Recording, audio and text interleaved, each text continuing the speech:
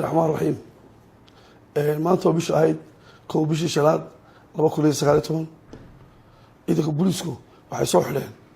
eedeysane maxamed sidiiq lame kaasoo lagu eedeynayo inuu ku tiraabay kicin dadweyne oo nabadgelyada guud khatar ku ah gaar ahaan gobolka Sanaag isagoo ka hor yimid awaamirtii dowladda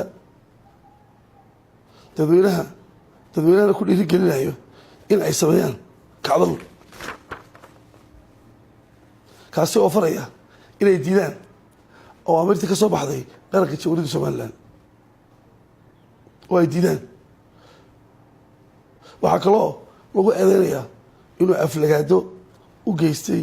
madaxda sare ee qaranka ee jamhuuriyadda Somaliland eedeysanahaas xarigiisa waxaa loo maray sifo sharciga waafaqsan wuxuu leeyahay kiiskiisana waa la baarayaa waxaana si degdega loogu gudbin doonaa haddii ilaha yidhaahdo maxkamadda iyo xeelaaninta awoodda leh sidoo kale ciddii falalka noocaas oo kale ah ee nabadgelya daro ku kacda ciidanka booliisku cidna habran maayo waa la soo qabanayaa sharcina waa la hormari doonaa. Wassalaamu calaykum.